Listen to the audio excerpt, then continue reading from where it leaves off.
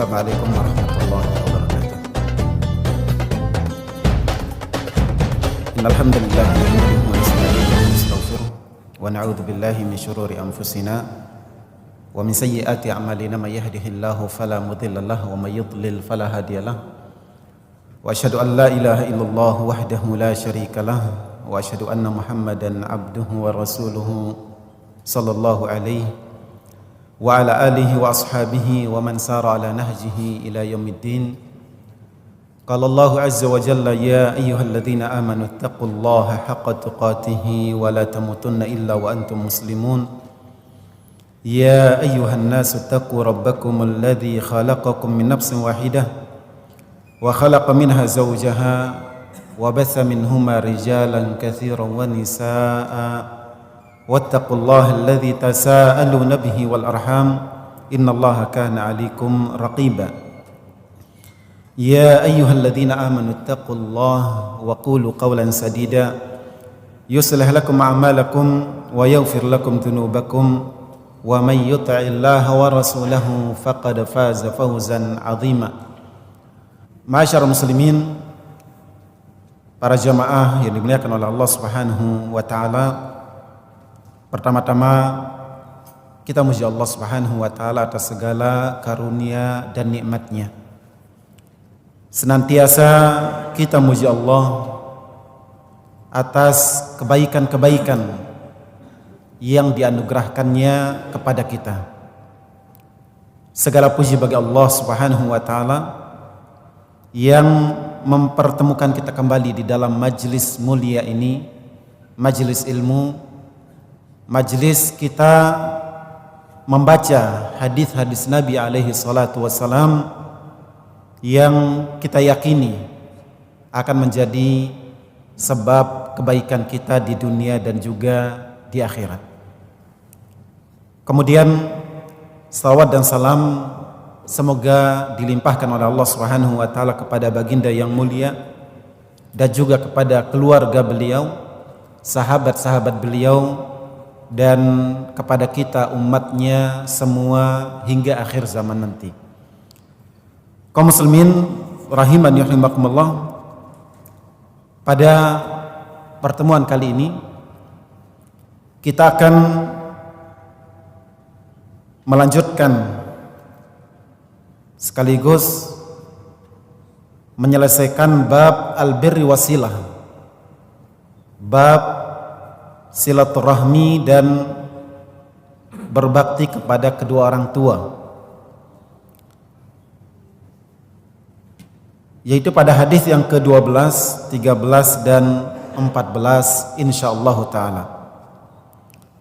Dan hadis-hadis ini kaum muslimin rahimakumullah masih berkaitan dengan 3 hadis yang kita baca sebelumnya, di mana sebelumnya kita membaca hadis yang menyebutkan kepada kita bahwasanya kebaikan itu pintunya luas, cabang-cabangnya banyak.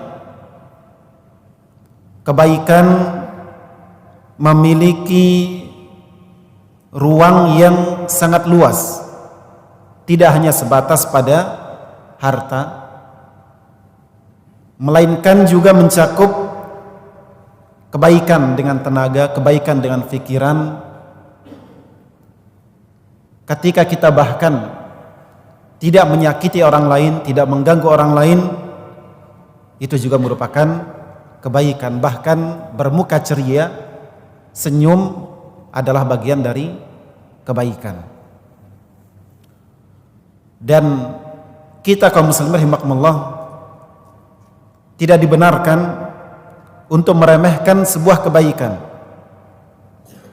baik untuk mengerjakannya ataupun ketika kita diberikan kebaikan tersebut.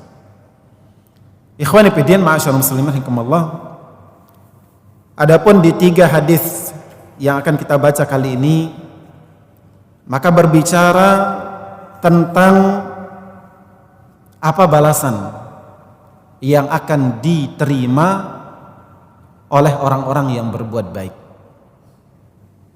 Kebaikan apa yang akan didapatkan oleh para pelaku kebaikan.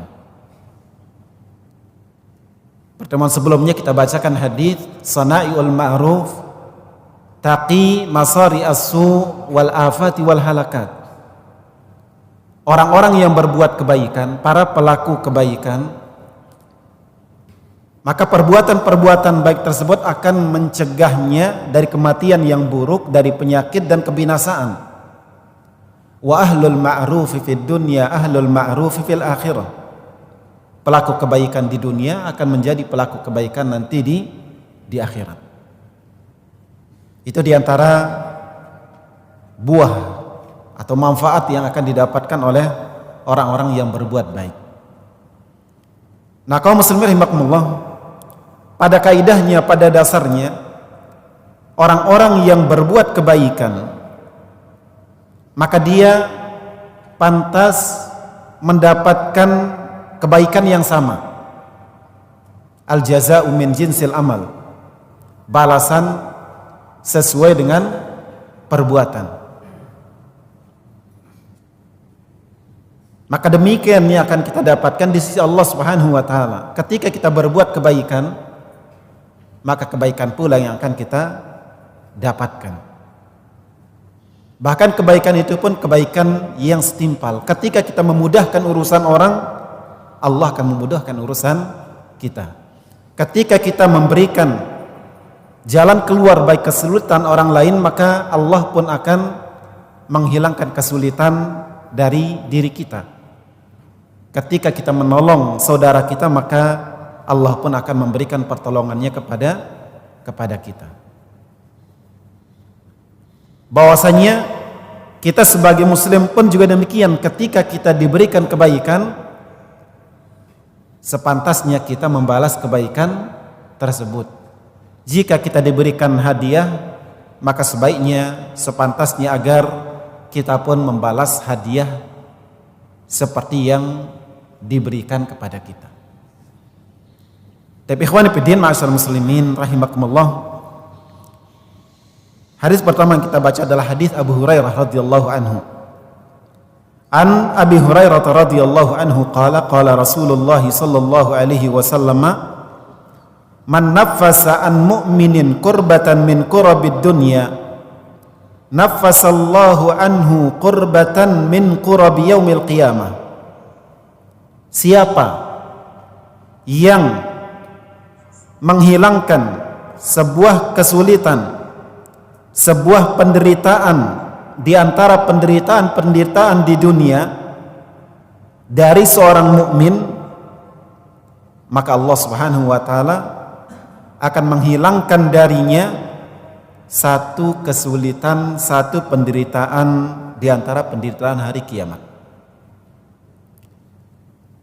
Wa man yassara ala mu'sirin yassarallahu alaihi fid dunya wal akhirah. Siapa yang memudahkan orang yang kesulitan, Allah akan mudahkan dia di dunia dan juga di akhirat. Wa man satara musliman satarahullahu fid dunya wal akhirah. Siapa yang menutup aib seorang muslim, Allah akan menutup aibnya di dunia dan di akhirat. Wallahu fi aunil abdi maka al abdu fi auni akhihi.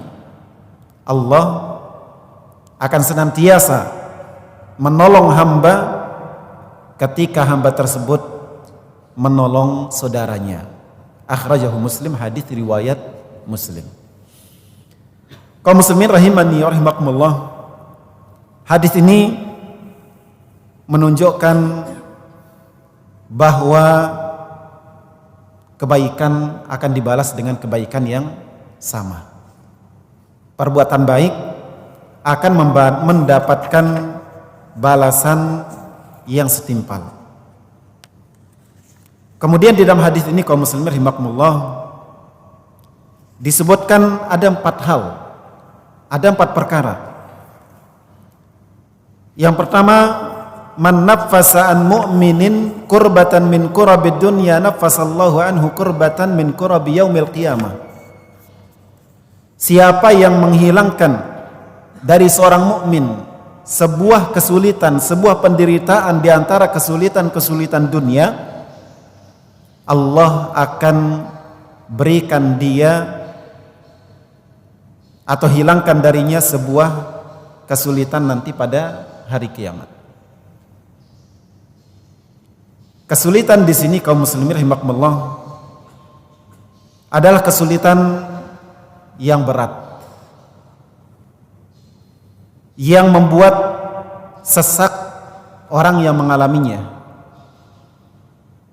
sehingga dia butuh bernapas, dia butuh bantuan, dia butuh pertolongan.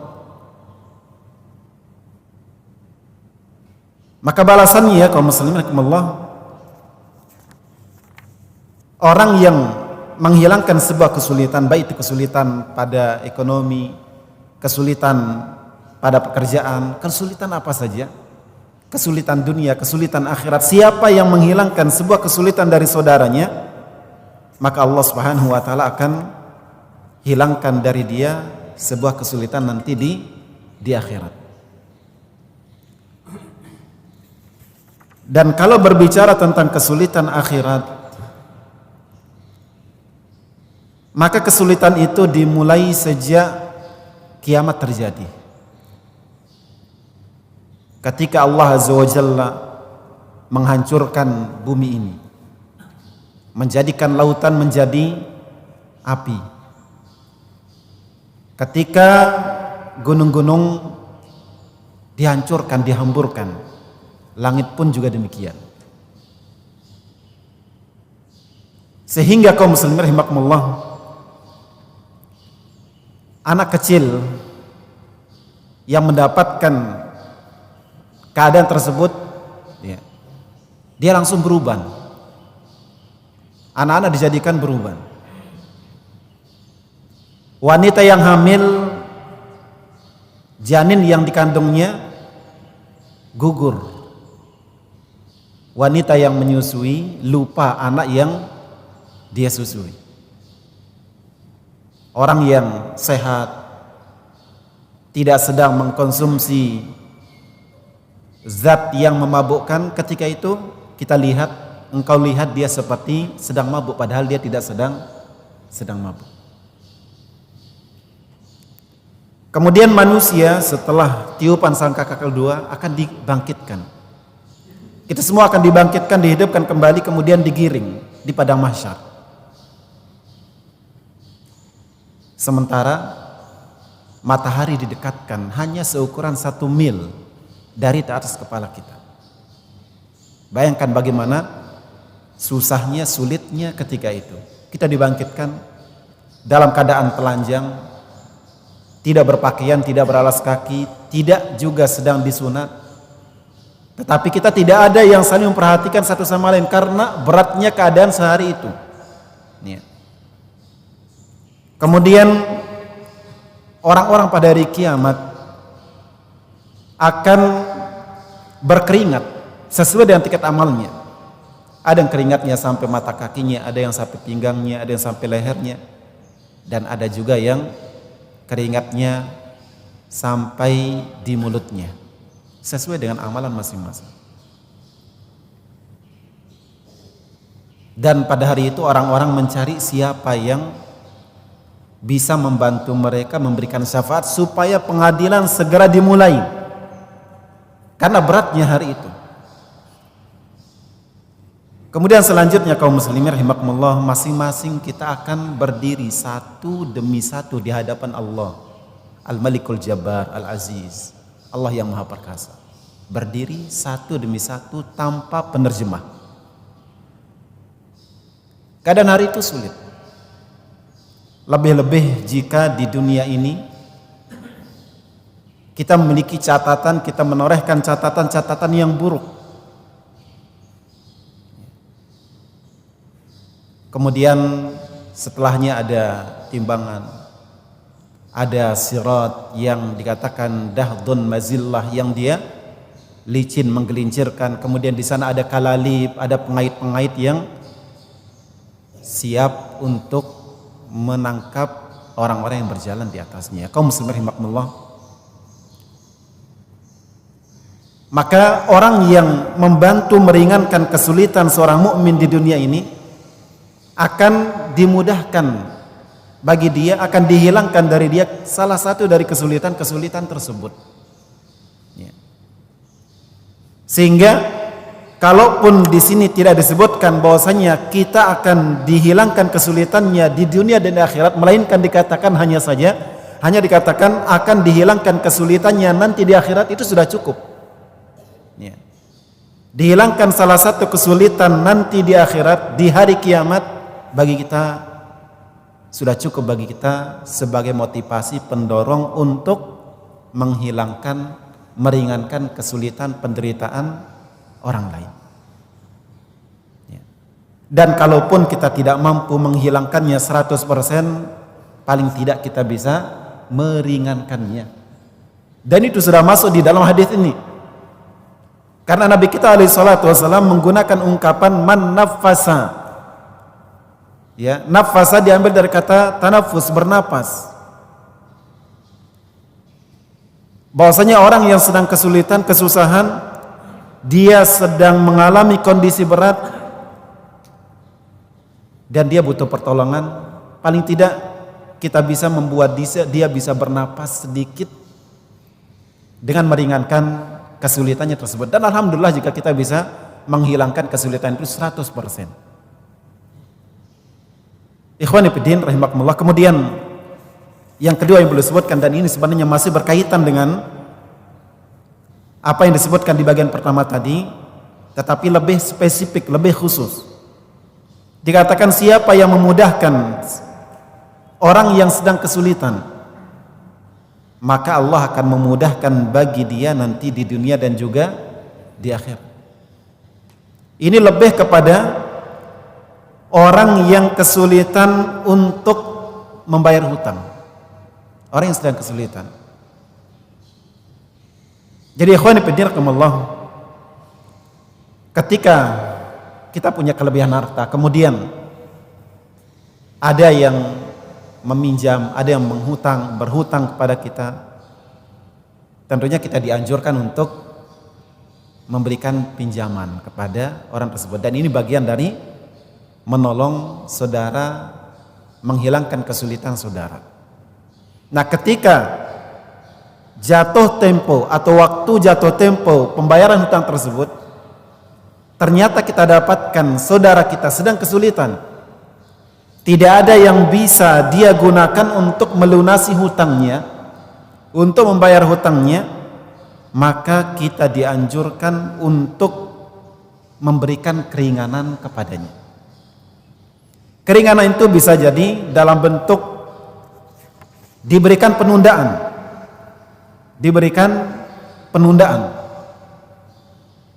Yang jatuh temponya hari ini kita katakan tidak apa-apa, ditunda pekan depan, bulan depan. Bahkan Dr. Abdullah Al-Fauzan, pensyarah kitab yang kita baca ini, beliau mengatakan bahwasanya memberikan penundaan kepada orang yang kesulitan itu hukumnya wajib, berdasarkan firman Allah Subhanahu wa taala, wa in kana dzu usratin fanadhiratun ila maisarah. Ya, jika orang yang berhutang itu orangnya sedang kesulitan, maka berikan dia penangguhan sampai dia mendapatkan kemudahan. Dan itu salah satu cara untuk memberikan keringanan bagi orang yang sedang kesulitan membayar hutang, yaitu ditangguhkan, ditunda. Dan bisa juga kaum muslimin rahimakumullah dengan cara dibebaskan. Entah dibebaskan separuhnya ataupun seluruhnya, yang harusnya dia membayar full, misalkan 10 juta, tapi tidak mengapa engkau bayar, engkau lunasi 5 juta saja atau 7 juta saja, atau apa yang engkau punya sekarang, lebih-lebih dibebaskan seluruhnya. Ya. Ikhwan fillah, itu kalau dia berhutang pada kita. Kalau dia sedang berhutang kepada orang lain dan kita tahu dia sedang kesulitan, maka kita bisa membantu dia dengan cara apa? Dengan cara berbicara kepada tempat dia berhutang supaya ditangguhkan pelunasannya. Mungkin kita punya tempat di hati orang yang dia berhutang padanya, kemudian kita dihargai, dihormati dan dipercaya, kemudian kita bicara kepada dia, akhirnya dia memberikan penangguhan, itu bagian dari memudahkan orang yang sedang kesulitan. Atau kita bantu orang yang berhutang ini, bantu materi yang bisa digunakan untuk melunasi hutangnya. Balasannya kaum muslimin, dia akan diberikan kemudahan di dunia dan di akhirat. Dan hidup di dunia ini kaum muslimin Allah bukanlah hidup yang enak. Hidup di dunia ini penuh dengan kesulitan, penuh dengan ujian. Dan salah satu cara untuk mendapatkan kemudahan dari kesulitan-kesulitan tersebut adalah dengan memudahkan orang lain. Kemudian kaum muslimin, yang ketiga yang disebutkan oleh Nabi kita alaihi salatu wasalam, man satara musliman satarahullahu fid dunya wal akhirah. Siapa yang menutup aib seorang muslim, Allah tutup aibnya di dunia dan juga di akhirat. Aib di sini kaum muslimin mencakup aib yang sifatnya fisik, mungkin badannya, tubuhnya ada cacat, kita tutupi aibnya. Kita tutupi cacatnya dengan memberikan dia pakaian, dengan tidak menceritakan aib tersebut kepada orang lain, dan mencakup juga aib berupa dosa. Ketika saudara kita jatuh dalam perbuatan dosa, jatuh dalam perbuatan salah, maka aibnya itu ditutupi. Ya. Aib tersebut ditutupi. Lebih-lebih kaum muslimin Allah, jika dia bukan orang yang dikenal dengan keburukan, dia orangnya soleh, orangnya baik, orangnya lurus, tetapi yang namanya manusia, dia jatuh dalam kesalahan, dia jatuh dalam sebuah dosa. Ketika mengetahui perbuatan tersebut, kaum muslimin rahimakumullah, kita tutupi aib tersebut, tidak dijadikan sebagai bahan obrolan, bahan diskusi, tidak diceritakan kepada orang lain. Dan kalau dia sedang mengerjakannya, di samping kewajiban kita nanti menutup aib tersebut dari orang lain, maka kewajiban kita juga untuk menasihati dia, mengingkari kemungkaran yang sedang dia kerjakan itu. Ya. Man ra'a minkum munkaran falyughayyirhu biyadihi, dan seterusnya. Wajib diingkari, tidak didiamkan. Diingkari, dinasihati, dan setelah itu tidak dijadikan sebagai bahan cerita, tidak dijadikan sebagai bahan obrolan. Kecuali kata para ulama, jika orang yang terkenal dengan keburukan, ada orang yang dikenal pelaku keburukan, pelaku kemaksiatan, maka orang yang tipenya seperti ini tidak pantas untuk ditutupi keburukannya. Bahkan jika perlu dilaporkan kepada pihak yang berwenang, ya. Dan jika perlu dia diperingatkan, orang-orang diperingatkan dari perbuatannya tersebut, supaya orang lain tidak jatuh dalam perangkapnya, tidak ikut melakukan hal yang sama seperti yang dia lakukan. Ikhwan fillah rahimakumullah, balasannya Allah akan tutup aib kita di dunia dan juga di akhirat. Ikhwan fillah ma'asyiral muslimin rahimanikumullah, ya. Kalau kembali kepada diri kita pun juga kita penuh dengan kesalahan, penuh dengan dosa, penuh dengan aib, penuh dengan cacat. Hanya saja Allah Azza wa Jalla bermurah hati untuk menutupi aib-aib kita. Banyak dosa yang kita lakukan dan kita tahu orang lain tidak mengetahuinya kecuali kita dengan Allah saja. Sehingga seorang ulama salaf mengatakan, seandainya dosa itu dia punya aroma, punya bau, tidak akan ada orang yang mau duduk bersama kita. Cuma Allah yang telah berbuat baik dengan menutupi aib-aib tersebut. Di dunia juga kita butuh untuk ditutupi. Dan nanti di akhirat pun juga orang-orang yang baik, orang yang lurus, nanti dia akan ditutupi aibnya di akhirat. Ya. Kemudian yang keempat, kaum muslimin Allah, yang disebutkan oleh Nabi kita SAW, dan ini lebih umum lagi, siapa yang menolong seorang muslim, maka Allah Subhanahu wa taala akan menolong dia. Allah akan menolong seorang hamba selama dia menolong saudaranya. Al jaza'u min jinsi al amal. Balasan itu sesuai dengan perbuatan. Allah Subhanahu wa taala berfirman, hal jazaa'ul ihsani illal ihsan. Ya, tidak ada balasan bagi kebaikan kecuali kebaikan yang sama. Ikhwan fillah, para jamaah yang dimuliakan oleh Allah, kita lanjut kepada hadis berikutnya, hadis yang ke-13.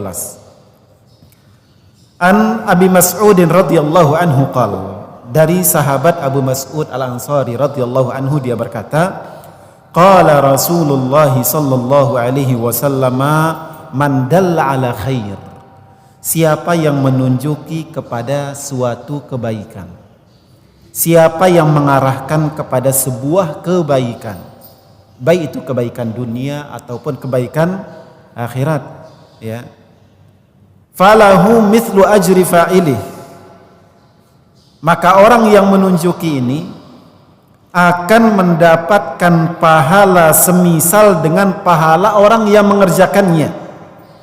Akhrajahu Muslim, hadis riwayat Muslim. Ikhwani fiddin, hadis ini juga menunjukkan keutamaan berbuat baik, sekalipun hanya sebagai comblang, sebagai perantara kebaikan. Ada orang yang membutuhkan bantuan dan kita tidak bisa membantunya, kemudian kita datang kepada orang lain yang bisa membantu orang tersebut, kita katakan di sana ada fulan begini-begini, sepertinya dia butuh bantuan. Kemudian dibantulah orang tersebut oleh pihak kedua. Kita sebagai penunjuk, kita sebagai pengarahnya akan mendapatkan pahala seperti yang didapatkan oleh orang yang memberikan bantuan tersebut. Ketika kita duduk selesai sholat, kita dapatkan saudara kita dia diam, tidak berzikir. Harusnya dia membaca astagfirullah, astagfirullah, astagfirullah, Allahumma tasalam. Kemudian kita ingatkan dia, kita arahkan, ya Pak, Bu, setelah sholat hendaklah membaca istighfar, zikir pada sholat. Dia lakukan, dia kerjakan, dia mendapatkan pahalanya, kita juga mendapatkan pahala yang sama seperti pahalanya dia. Kita bukan sebagai pelakunya, tetapi kita yang menunjuki hal tersebut. Man dalla ala khairin, siapa yang menunjukkan suatu kebaikan, falahu mithlu ajri fa'ilih, dia akan mendapatkan pahala yang semisal dengan pahala orang yang mengerjakannya. Hadis ini disebutkan oleh Nabi kita alaihi salatu wasalam ketika ada seorang sahabat yang datang kepada Nabi alaihi salatu wasalam mengeluhkan dia tidak punya kendaraan. Ada seorang sahabat yang hewan kendaraannya mati dan dia butuh kendaraan. Dia datang kepada Nabi SAW meminta bantuan supaya diberikan bantuan kendaraan. Dan sayangnya ketika itu Nabi SAW tidak bisa membantu dia. Nabi mengatakan, ma indi, saya tidak punya. Tidak ada yang bisa saya bantu, tidak ada yang bisa saya berikan kepadamu. Ma indi, saya tidak punya. Akhirnya ada sahabat yang mendengar atau melihat kejadian tersebut, dia mengatakan, ya Rasulullah, ana adullu ala man yahmilu. Wahai Rasulullah, saya akan tunjuki orang ini siapa yang bisa membantu dia, siapa yang bisa membantu dia memberikannya kendaraan. Maka Nabi SAW menyebutkan, man dalla ala khairin falahu mithlu ajri fa'ilih, siapa yang menunjuki kepada kebaikan, maka dia akan mendapatkan pahala yang sama seperti orang yang mengerjakannya. Maka ikhwan fillah rahimakumullah, setiap orang yang menjadi sebab suatu kebaikan, apalagi kebaikan itu kebaikan yang terus mengalir, maka dia akan mendapatkan aliran pahala yang terus menerus. Ya. Dan orang yang paling bahagia dalam masalah ini adalah Nabi kita alaihi salatu wassalam. Beliau, Nabi kita alaihi salatu wassalam, setiap kebaikan yang dilakukan oleh umat beliau hingga akhir zaman nanti, setiap kebaikan yang dilakukan oleh umat Islam, oleh pengikut beliau, umat beliau, pahala yang sama akan didapatkan oleh Nabi kita alaihi salatu wassalam. Sehingga seperti dijelaskan para ulama, ya, tidak perlu kita mengirimkan pahala amal kepada Nabi alaihi wasallam. Pahala bacaan Al-Fatihah tidak butuh. Tanpa kita hadiahkan pun juga telah mengalir kepada Nabi kita alaihi salatu wasallam. Karena kita tidak mengetahui kebaikan-kebaikan semuanya kecuali karena Nabi yang menjelaskannya, Nabi yang menyampaikannya. Lalu diteruskan oleh para sahabat, diteruskan oleh para tabi'in dan seterusnya hingga sampai kepada kita. Ya, pengarah pertamanya, penunjuk pertamanya siapa? Nabi kita alaihi salatu wassalam. Ya, termasuk juga guru-guru kita, orang tua kita. Setiap kebaikan yang kita lakukan, yang mana kita melakukannya atas petunjuk dan sebab mereka pun juga akan mendapatkan pahala yang sama. Tentu banyak hadis yang berbicara tentang masalah ini, ya, bahwasanya orang yang menunjukkan kepada kebaikan, baik dia tunjukkan langsung dengan lisannya ataupun dia memberikan contoh, lalu dia diikuti, maka dia mendapatkan pahala yang sama seperti orang yang mengikutinya tanpa berkurang pahala orang yang mengikuti dia tersebut. Kaum muslimin Allah, bahwasanya kita ketika melakukan kebaikan kita akan mendapatkan pahala kita sempurna. Dan Nabi pun akan mendapatkan yang sama tanpa mengurangi pahala kita, kita. Tapi ikhwan fillah rahimakumullah, kemudian kita lanjutkan pada hadis yang terakhir dari bab ini. An Ibnu Umar radhiyallahu anhuma anin Nabi sallallahu alaihi wasallam qala, dari sahabat Ibnu Umar radhiyallahu anhuma, Nabi sallallahu alaihi wasallam bersabda, man ista'adzakum billahi fa'idhu wa man sa'alakum billahi fa'atu wa man ata ilaikum ma'rufan fakafi'uhu fa illam tajidu fad'u lahu, akhrajahu al-Baihaqi. Barang siapa yang meminta perlindungan kepadamu dengan nama Allah, maka berikan dia perlindungan. Siapa yang meminta kepadamu dengan nama Allah, berikan dia apa yang dia minta. Siapa yang memberikan kebaikan kepadamu, balas kebaikannya itu. Jika kalian tidak dapatkan apa yang bisa kalian gunakan untuk membalasnya, fad'u lahu, doakan dia. Di sini kaum muslimin rahimakumullah disebutkan 4 hal. Salah satunya adalah anjuran untuk membalas kebaikan orang dengan kebaikan yang sama. Antum diberikan hadiah makanan, balas dengan hadiah makanan. Antum diberikan bantuan pakaian, diberikan hadiah pakaian, berikan hadiah yang sama berupa hadiah pakaian. Ya. Al jaza'u min jinsil amal. Balasan itu sesuai dengan yang dilakukan.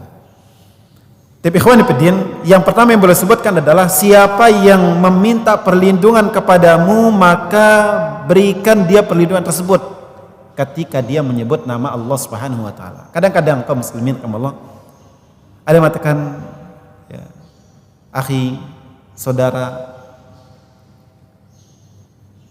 tolong saya dibantu.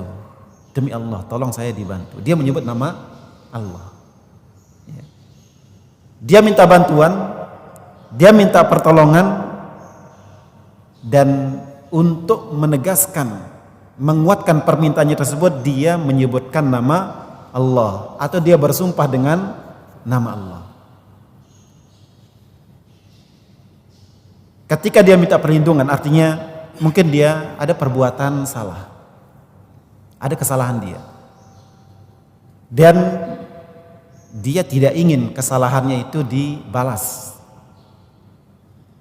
Dia tidak ingin mendapatkan balasan dari kesalahan tersebut. Akhirnya dia minta kita melindungi dia supaya dia tidak mendapatkan balasan dari keburukannya tersebut. Dia minta perlindungan supaya dia tidak disakiti, keburukannya tidak dibalas dengan keburukan misalkan. Ya. Jika dia ketika minta perlindungan, minta keamanan dan dia menyebutkan nama Allah, maka berikan dia perlindungan tersebut. Sepantasnya seharusnya agar dia dilindungi sebagai bentuk pengagungan kita kepada Allah Subhanahu wa taala. Karena ketika dia minta perlindungan dengan menyebut nama Allah. Dia bersumpah menyebut nama Allah. Hargai, junjung, agungkan, muliakan nama Allah dengan cara memberikan apa yang dia minta tersebut. Ya. Begitu juga kalau dia minta, baik itu minta harta, minta bantuan, minta supaya kita mampir di rumahnya, minta supaya kita hadir di acaranya, atau minta jawaban. Dia bertanya tentang sesuatu dan dia menyebutkan nama Allah di sana. Ya. Dia sangat butuh jawaban, dia sangat butuh bantuan, lalu dia bersumpah dengan menyebut nama Allah Subhanahu wa taala. Maka sepantasnya seharusnya supaya kita berikan apa yang dia minta tersebut. Ya. Tunaikan sebagai bentuk pengagungan terhadap Allah Subhanahu wa taala. Ikhwani fiddin rahimakumullah. Akan tetapi kata para ulama, ini pun juga dibatasi dengan beberapa syarat. Ya. Pertama, apa yang dia minta tersebut tidak memberatkan kita atau tidak akan memudaratkan kita.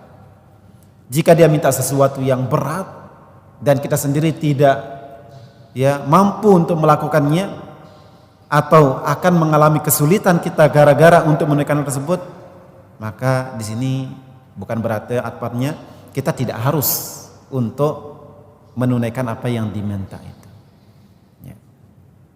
Termasuk kata para ulama, apa yang dia minta memang dia butuhkan.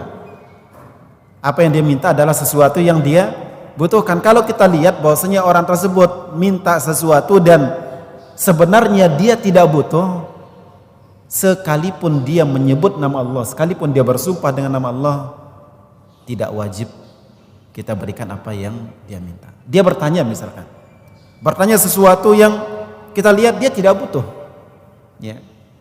Dia tidak butuh. Bahkan ada dampak buruk kalau itu kita jawab.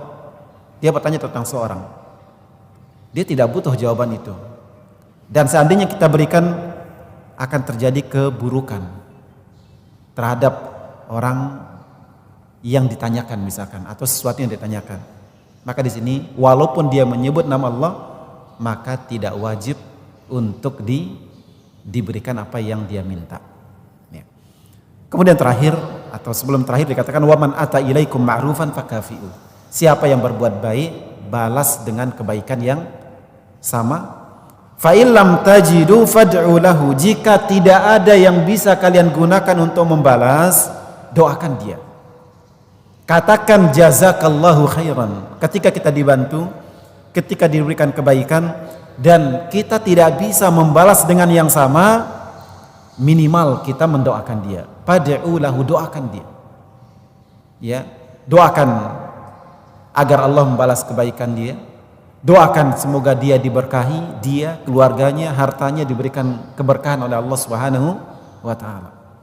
Dan di sebagian hadis dikatakan, ya, fad'u lahu hatta tarau annakum qad kafa'tumuh. Terus doakan dia, baik langsung di depannya ataupun tanpa sepengetahuan dia.